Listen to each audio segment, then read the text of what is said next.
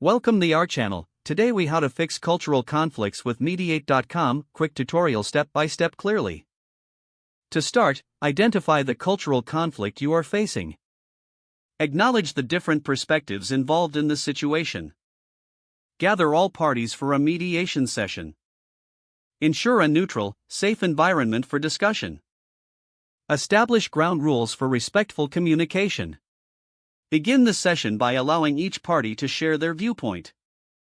Encourage active listening without interruptions.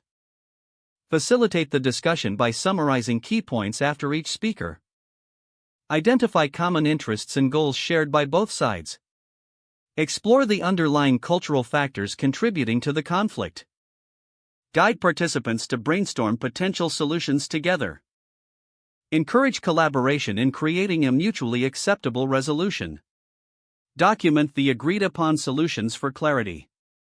Set a follow-up date to check on the progress of the resolution. Evaluate the effectiveness of the mediation process. Make necessary adjustments for future conflicts based on feedback. If the page does not load, refresh the browser or try again in a private or incognito window. Make sure you are using the correct email address, then retype it carefully to avoid small typos. If your password is not accepted, use the reset option and create a new strong password you can remember. Check your spam folder for verification or security emails, then complete any requested confirmation steps. Enable two-factor authentication if available to improve account security and reduce unauthorized access risk.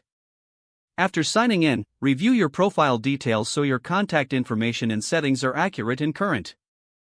If you see an error message, note it down and try again after restarting your device and internet connection. Log out when you finish, especially on shared devices, to keep your account and payment information secure. If the page does not load, refresh the browser or try again in a private or incognito window. Make sure you are using the correct email address, then retype it carefully to avoid small typos. If your password is not accepted, use the reset option and create a new strong password you can remember.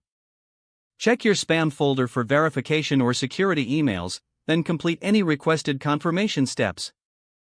Don't forget to like this video and subscribe to our channel for more step-by-step tech guides.